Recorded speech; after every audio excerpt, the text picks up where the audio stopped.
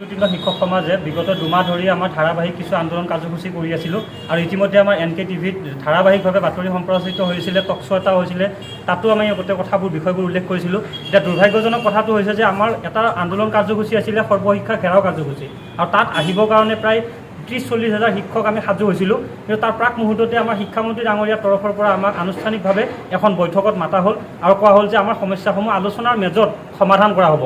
আৰু যিহেতু আমি আন্দোলনকাৰী সংগঠন নহয়, আমি বিচাৰোঁ যে আলোচনাৰ মজিয়াত সমাধান সঁচা অৰ্থত ওলাওক, আৰু তাৰ কাৰণে আমি আলোচনাত আহিছিলোঁ। অসমৰ বিভিন্ন জিলাৰ পৰা সমাজৰ আমাৰ পদবীধাৰীসকল আহিছিলে, শিক্ষকসকল আহিছিলে।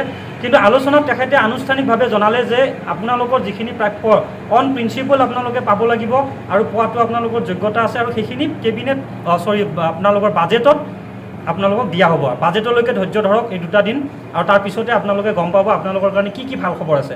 আৰু অকল ইয়াতে কোৱা নহয়, ইয়াৰ 2 দিন পিছতে, আনুষ্ঠানিক আলোচনাৰ 2 দিন পিছতে NK টিভিৰে এটা সাংবাদিকৰ এটা টিমক তেওঁ উদ্দেশ্যি ৰাজহুৱাভাৱে কৈছিলে যে তেওঁলোকক মই বাজেট অধিৱেশনলৈকে ধৈৰ্য ধৰিব দিছোঁ, বাজেটত তেওঁলোকৰ বাবে ভাল খবৰ আহি আছে।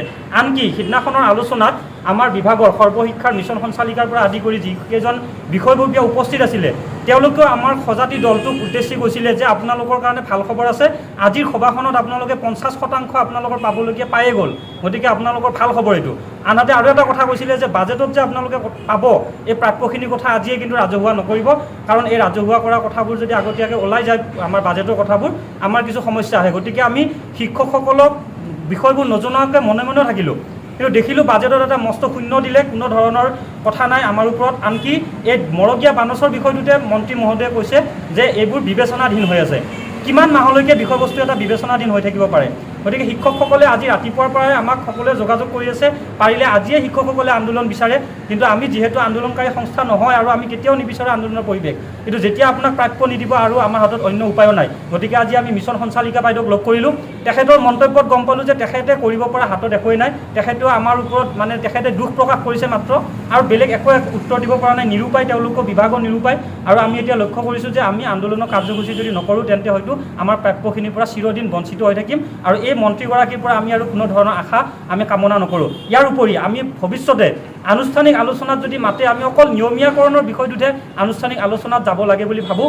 ইয়াৰ উপৰি মৰগীয়া বানচ, দৰমহাৰ বিসংগতি, এইবোৰক লৈ পেলাই আৰু আলোচনা কৰি সময় নষ্ট কৰাৰ কথা আমি চিন্তা নকৰোঁ। আৰু আজি সকলো শিক্ষকৰ হয়, 40 হাজাৰ শিক্ষকৰ হয়, আমি জনাই দিব বিচাৰিছোঁ যে এই কণ্ঠ, আজি যি আমি কথা কৈ আছোঁ, এই প্ৰতিজন শিক্ষকৰ কণ্ঠ, আৰু আপোনালোকে অতি সোনকালে শনি ৰবিবাৰৰ ভিতৰত আমি প্ৰেছ মিট যোগে ঘোষণা, চৰকাৰক সময় দিছোঁ আমাক প্ৰাপ্যখিনি আদায় দিয়ক, যদি নিদিয়ে 22 তাৰিখৰ পিছতে কিন্তু আমি আনুষ্ঠানিক কাৰ্যসূচী ঘোষণা কৰিম, আৰু সেই কাৰ্যসূচী সৰ্বশিক্ষা ঘেৰাওৰ পৰা আৰম্ভ হ'ব, আৰু ইয়াতে 40 হাজাৰ শিক্ষক কাহিলীপাৰাত এতিয়া আমাৰ গোট খাব।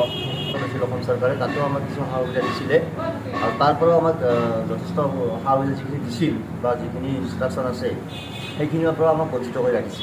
আৰু সেই তাৰ পৰিপ্ৰেক্ষিতত আমি যোৱা মাহৰ পৰা কিছুদিন ধৰি 2 মাহ ধৰি আমি আন্দোলন কাৰ্যসূচী ঘোষণা কৰিছোঁ, আন্দোলন কৰিও আহিছিলোঁ।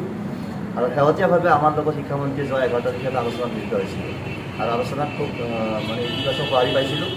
আলোচনাত তেখেতে কৈছিলে যে আগন্তুক বাজেটত আপোনালোকৰ বিষয়ে আপোনালোকৰ পিছত ভাল খবৰ পাব, আৰু কিমান ধৈৰ্য ধৰক, আৰু বাজেট হোৱাৰ পিছতে আমি এবাৰ আলোচনাত বহিম, আৰু তাতে সকলো কথা স্পষ্ট হৈ যাব, আৰু বাজেটত তাতে ভাল খবৰ আহিব।